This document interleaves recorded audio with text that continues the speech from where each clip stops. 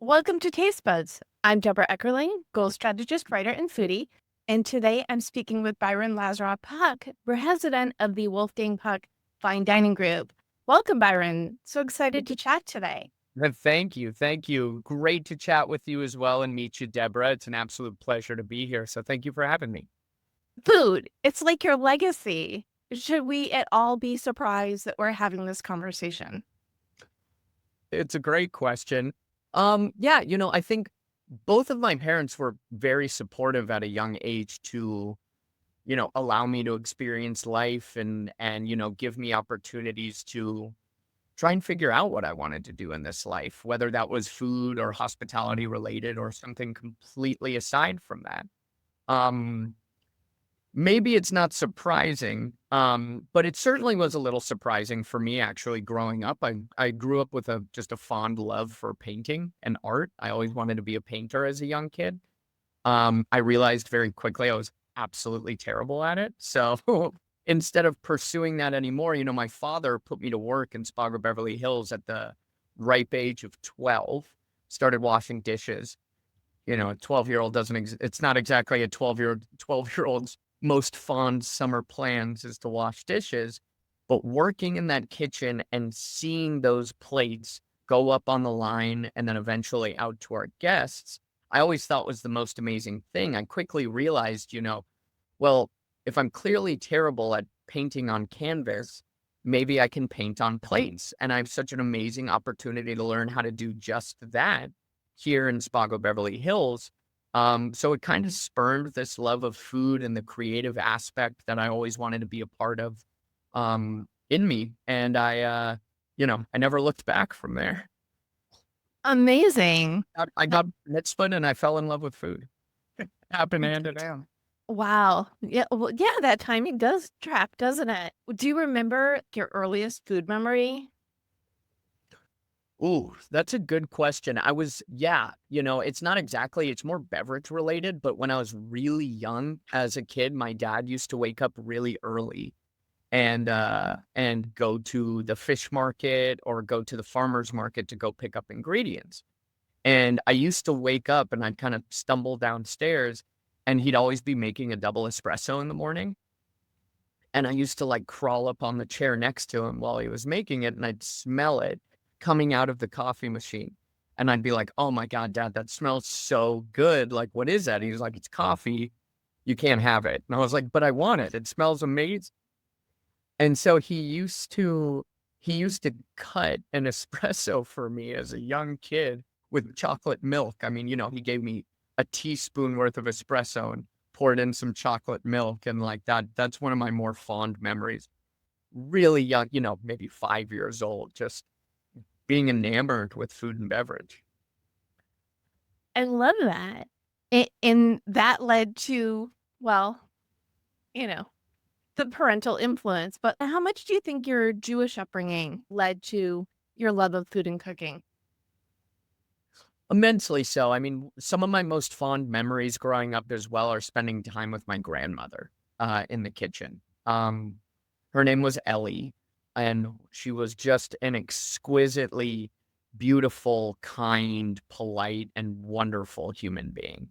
And she had, as most boobies should, a epic latke recipe for Hanukkah.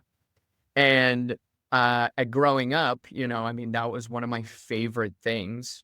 Anytime Hanukkah rolled around, I got to spend time with my grandmother in the kitchen and learn that recipe from her. And I've taken iterations of it over time. I used to work in, this is maybe 5, 6 years ago now, but I used to work in restaurants that focused very heavily on molecular gastronomy.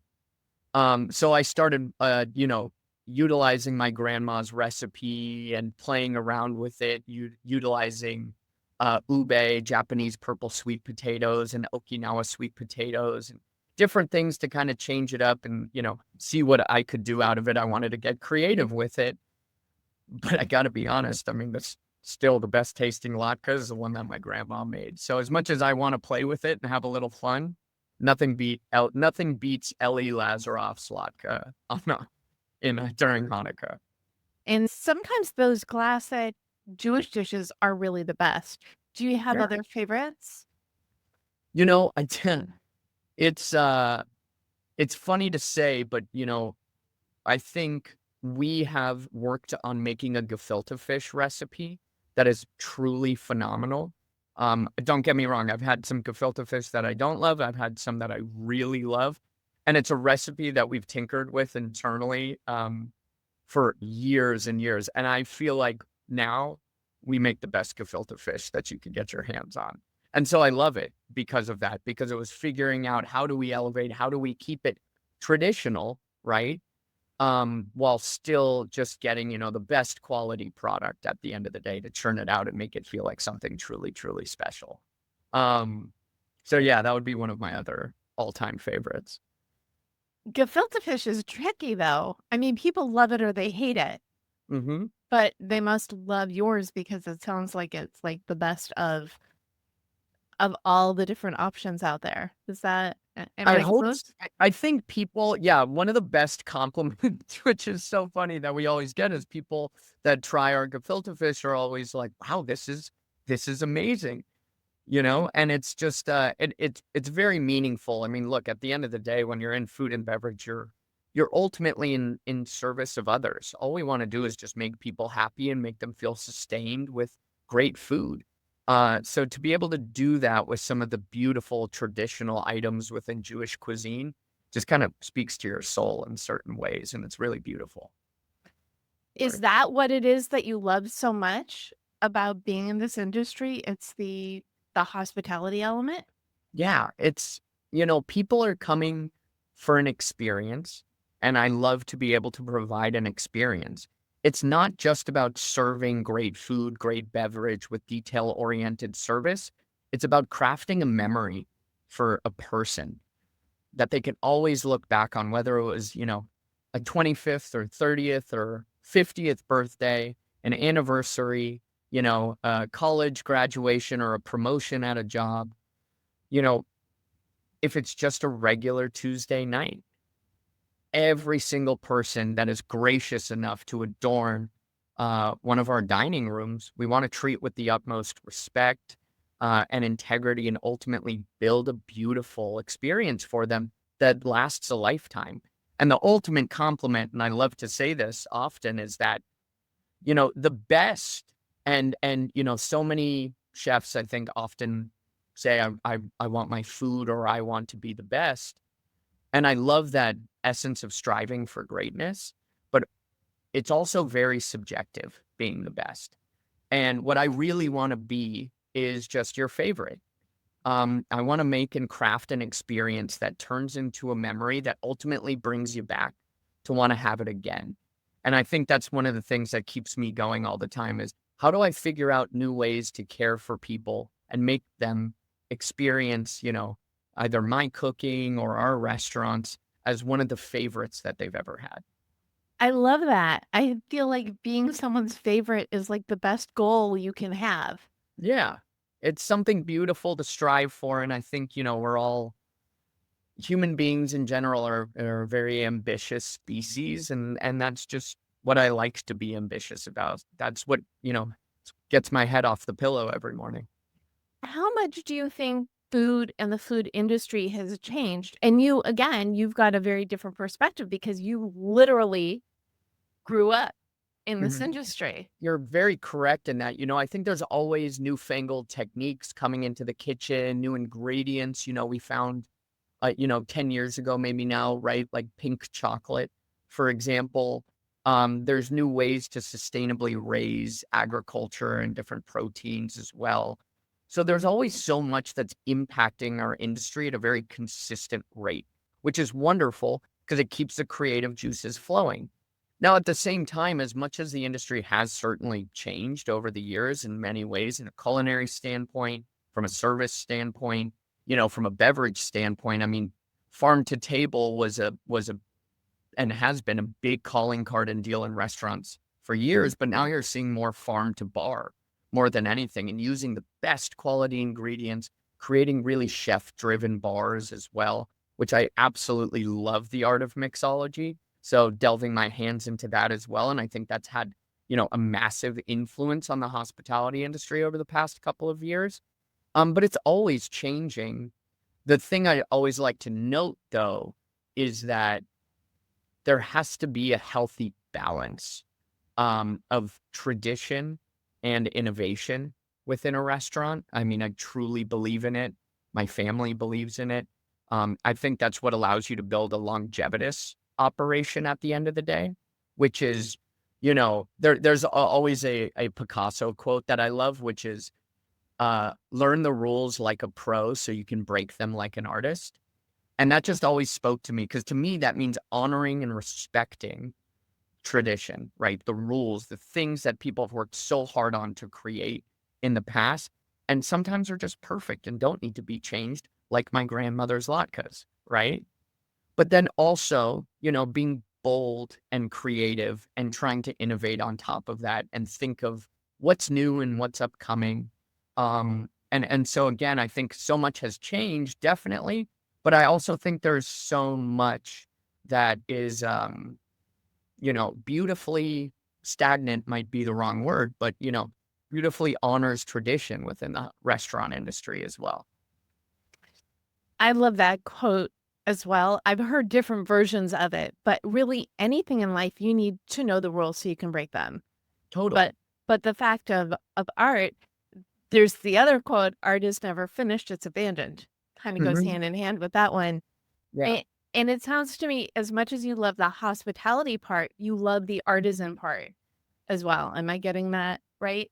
Very much so. And again, it's about healthy balance. The artistic part, I think, spoke to me really heavily in my younger years, and working in a multitude of different restaurants on a domestic and international level.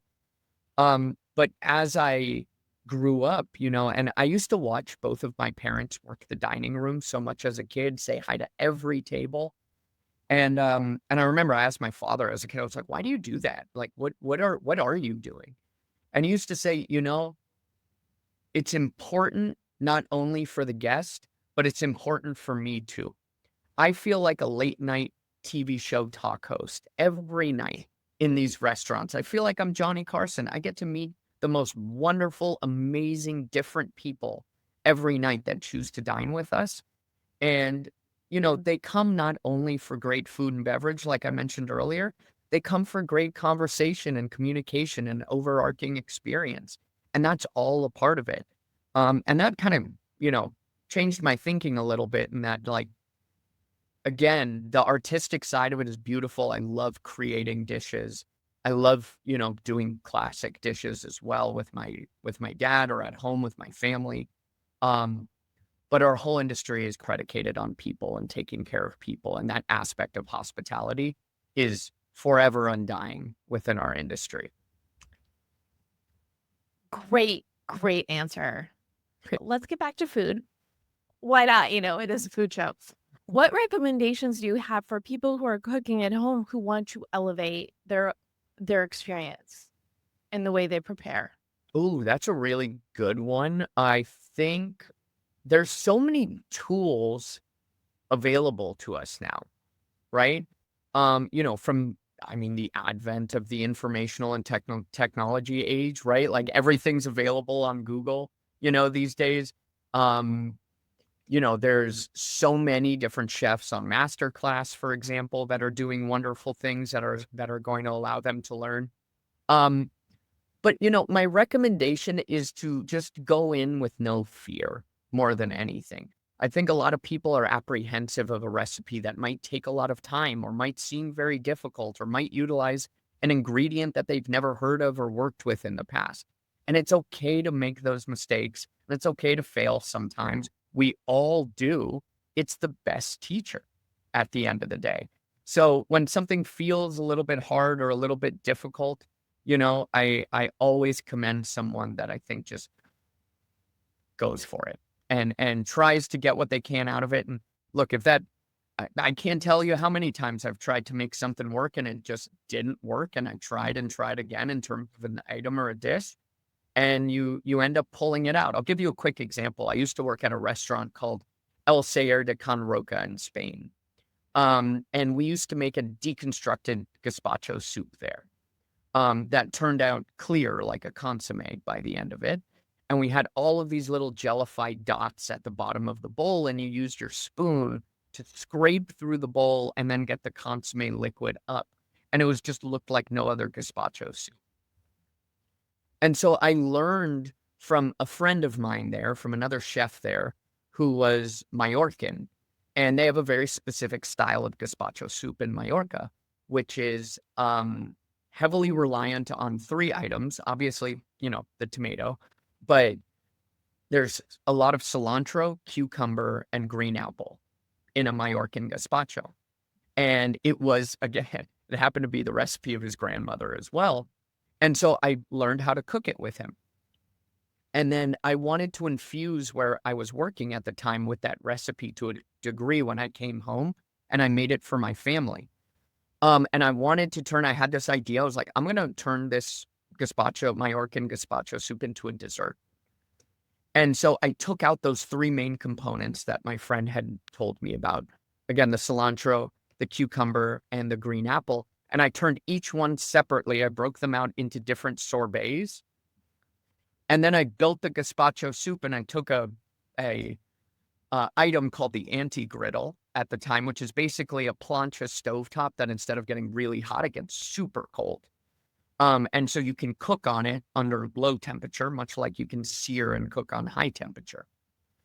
And my God, it took me, I can't tell you, 10, 15 tries to figure out how to get this dish all composed together. I wanted to spread the gazpacho soup across the anti-griddle and then shave it off to almost create frozen chips out of it that paired with each one of the sorbet.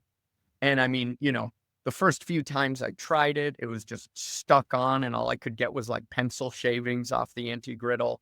And then I tried oiling the anti-griddle first. Didn't work. I tried putting saran wrap over it. It didn't work. I mean, it just kept going and going, and I couldn't figure out how to do it. Finally, I got rid of it altogether. And I realized that if I took a sheet tray and I laid out the gazpacho soup very flat on the sheet tray and then dunked it in a bath of liquid nitrogen, flipped the whole thing over, the whole thing would pop out as almost a single sheet. And then I could cut almost any shapes I wanted to out of this big frozen gazpacho chip.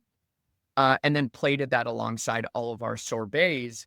And I was, this is 10, 11 years ago now. But I was so proud when it finally came out.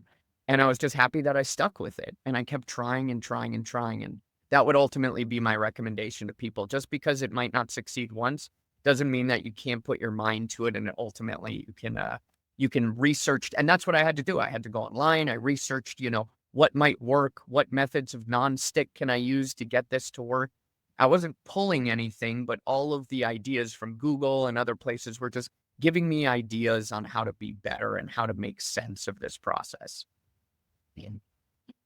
Amazing story.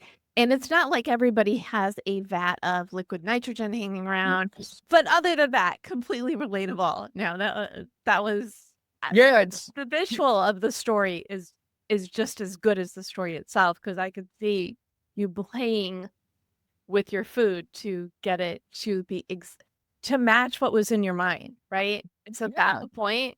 Totally. And I think there's always things, it's not, when you train for long enough, for example, you get really good at, ensuring a steak is going to come out a beautiful medium rare, medium well, rare, whatever you like it at, right?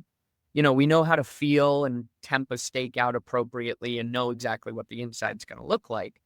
But it takes people time to do that, right? It's not a skill you pick up right away. And I always tell people at home, I'm like, get a meat thermometer. It's going to help you understand, but don't always rely on the thermometer. You want to feel the steak, understand what it looks like, see how much of the moisture has exited and left in the pan if you're pan searing it, for example, at home.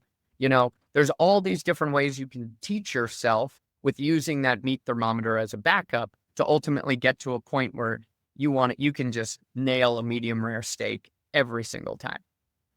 What about the food decor, as it were? Do you have any design recommendations?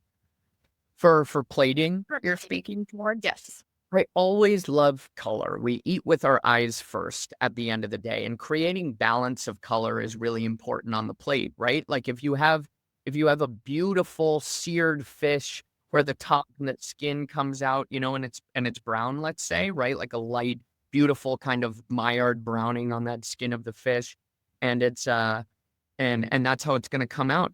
Let's maybe think about something that's not going to be also a brown puree or a brown vegetable on the plate, right? Let's maybe not serve the fish with some beautiful fingerling potatoes, but maybe let's do it with a little bit of broccolini and a nice like lemon beurre blanc, for example. Things that are going to complement each other, I always think from a color palette perspective, are really important in the plate up. And then as your garnish, right, pull something else, right? Maybe it's some edible flowers, right? Maybe it's something that complements the fish really beautifully. It's some pea tendrils or something of that note. And I always think if you can balance color on a plate and create difference in color on a plate, you're going to get a really beautiful eat with your eyes moment. And does it make the food taste better? I think it always does because you love what you're looking at, right? I mean, don't get me wrong, the food just has to taste good on its food too. But there's always that element of I'm so excited to eat this because of how amazing it looks just sitting in front of you. And I think that does change your opinions as you move through the plate. Now that you've made us substantially hungry, do you have a recipe that you want to share? So it's like a DIY activity. Oh, I've got a ton, but if you're really interested, I have a couple of. Do you want me to send you a recipe to share with everyone? I would love that. Do you know which one Okay. it's going to be? Yeah, so I think what I'd love to do is share one of the things I love doing for Passover in particular, which is a 24-hour braised short rib with a red wine bordelaise sauce. It's one of my most favorite for Passover. I always make sure that I'm not grabbing Manischewitz, but I do always have a beautiful kosher wine that I use to build that sauce as well. And I think that's a really fun one to be able to do at home. It's something you'll definitely be able to get and do at home, but it's always something that is just so fulfilling. It's a dish that makes you happy. It's warm, it's inviting, it feels welcoming. And ultimately, I think that's what that holiday is also about. But it's something that just speaks to me and just, warms my heart and makes me happy. So I think that would be a fun one for everyone to try at home and maybe do something a little different at home and, create that challenge and, get over that hump with something you may have not tried it before. I love that it's a fancy dish, but it also falls into the challenge category. I don't know that I would have the patience for a 24-hour braise, but I might have to give it a shot because it sounds wonderful. I mean, You're going to have to send me photos. I'm going to send this to you, but you're going to have to send me photos, Debra. oh, okay. So I am receiving the homework. I see how this works. What do you think is the future of food? Huh. I think the future of food and our business lies in a few different categories. One of which is understanding how food affects everyone's lives is really important. And for me, one of the really big facets is sustainability. And sustainability exists in, not just creating farm to table moments in the restaurant. It's about support for your community, for the local producers, and suppliers that are within your community and the farmers that work tirelessly to bring about the best quality ingredients and recognizing that and taking part in that, I think is really, really important. I think tastes are changing overall, um, from someone that can eat anything to anyone with dietary restrictions as well, right? We need to be very cognizant of that as an industry because, again, we're in service of people and we want to be able to be in service to everyone and be inclusive in that regard. So that's another facet that's really important to me is just the general sense of inclusivity in terms of a dining experience. But I think in terms of, the future of hospitality in the industry, it also relies a lot on technology. We utilize, artificial intelligence in certain regards to be able to benefit our operations from understanding our guests better. I think the future of food, the future of our industry relies in anticipating the guest's needs at the highest possible level. And through leveraging these new formats of technology, and I'll give you a quick example, right, is by pulling, let's say, a month worth of reviews for our restaurant and finding and leveraging the technology to find common themes amongst the guest feedback, or leveraging, the human capital within the restaurant. For example, a server learns that you love a wonderful glass of white burgundy when you start your meal, for example. You got to let us know that so we can put that into the system so that the next time you come back to one of our restaurants, I'm already going, Debra, it's so wonderful to see you again, and it's such a pleasure to have you back. I already have that bottle of white burgundy being chilled for you if you so choose to start your meal off again with something as lovely as that. Beyond that, how may I else get you started, right? And like those styles of anticipatorial service and understanding guest requests from a food and beverage perspective, I think is only going to heighten our industry and make it better, and ultimately, usher in the future of true hospitality and dining. Well, you are clearly your parents' legacy, but you get to be your own. So what is it that you want to leave? What trail are you blazing? I always want to do and honor what my parents were able to build, which is a legacy of excellence, persistence, and craft. But I really want to leave behind a legacy of, and don't get me wrong, my parents have done this too. I just want to be good to people, and I want people. I want to work with people that really want to learn, and I want to be able to impact the industry in that way, in terms of creating more amazing human capital. There's room for all of us in this industry, but we have to start somewhere, and someone has to be a mentor for people, right? And I've had so many in my life that I'm excessively grateful towards. And so if there's any legacy that I want to leave back, is I want to know that, I put some good back into the world by being able to teach a few people something and help guide them a little bit too. Awesome. Well, I'm excited to see the future of food and as it relates to you. Where can people learn more about you and follow the adventures? You can follow all of my adventures on Instagram these days. I am just at Byron Puck on Instagram. Um, and you'll be able to see a little bit of everything from me, cooking in newfangled places across the world, doing a really beautiful farm to table dinner at Coachella just a couple of months ago, bringing in a wonderful bartender from Japan recently, who has one of the top 50 best bar programs in the world, and pairing alongside of him to do wonderful farm to table food, and him doing farm to table cocktails, creating a pairing experience. So you can always follow me on Instagram if you're interested in keeping up. And always feel free to reach out to me on Instagram too. I just love meeting new people. I love talking to people. So don't hesitate to drop a DM. Fantastic. Any final food for thought? Oh, none other than it was just an exceptional experience to be able to talk to you today. I really appreciate your time and the thoughtful questions. And it's just an honor to be here with you and be able to speak to so many wonderful people that I think love food as well. And so thank you for your time, and thanks for, giving me this opportunity. Well, ditto, ditto, ditto. Pleasure is mine. Thank you again, Byron. Thank you for tuning in to Taste Buds with Deb. Don't miss an episode. You can subscribe on YouTube, iTunes, and or your favorite podcast platform. And if you go to jewishjournal.com/podcast, you can get the recipes and read the articles that go with each episode. And you can learn more at tastebudswithdeb.com. Until next time, have some fun, experiment, have no fear, and just enjoy from the preparation to the eating. Enjoy the experience, and bon appetit.